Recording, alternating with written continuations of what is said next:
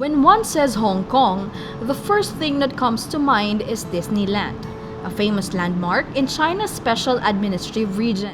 But who would have thought that this Chinese territory has a lot of secrets to tell?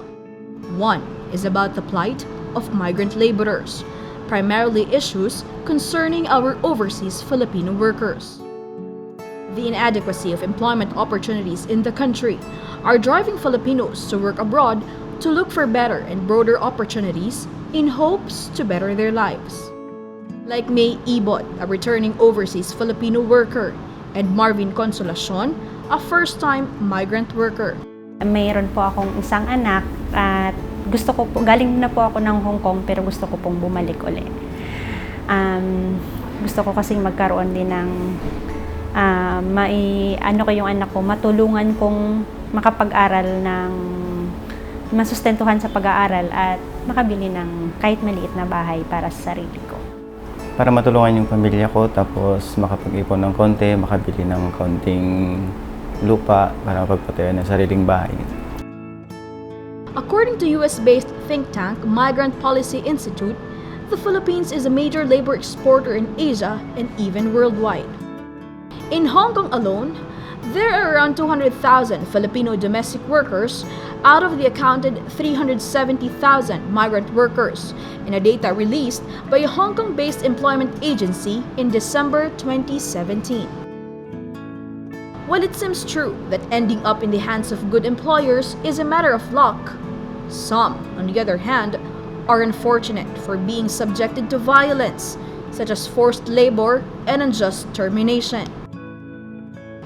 Like the famous landmark case of Baby Jane Alas, who recently won her case against her employer in Hong Kong, who fired her after learning that she was suffering from stage 3 cervical cancer. So now we ask, how do these domestic workers prepare themselves before migrating to another country?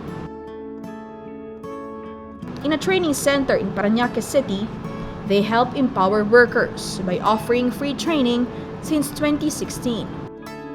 The institute was created as a response to the growing financial burden of excessive training fees and inadequate preparations for migration. Its curriculum is based on comprehensive research from technical experts as well as accounts from overseas Filipino workers. And the catch? The intervention given is country-specific. We decided to do country-specific training because we realized that each country has their own culture, and it is very difficult for workers to adapt to a country because of their culture. And so we try to prepare workers to become professional domestic workers. So the training of FTC is hinged on our 4 pillars, which is appearance, which includes how you present yourself and hygiene, action, which is how you communicate and your initiative. 3 is your attitude, which is behavior and manners. And 4th is your ability or the hard skills. So that includes cooking, housekeeping, etc. In fact, the trainers also have knowledge on how overseas jobs are done having worked abroad. Among them are Leo Mendoza, who primarily teaches financial education as an important aspect of migration, and Delia Rivas, a domestic worker for more than 20 years who primarily teaches the soft skills like professional attitude and communicating effectively. They said that aside from learning the hard skills such as housekeeping, hygiene, safety, among others, in response to the demands of Hong Kong, it is important to note certain aspects to achieve successful migration.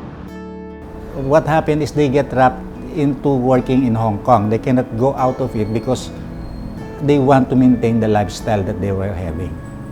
So what we now have is something, is a financial education that will help them have a certain plan as to when they would want to come back. And when they come back, they should have something. They should have something that will help them live a better life. In this institution, they don't just simply prepare workers to face a whole new environment away from the place where they crafted their dreams, but they instill that domestic work is a professional job, and that they are part of the working professionals who give their share to the Philippine economy. Hannah Tabios, Manila Bulletin.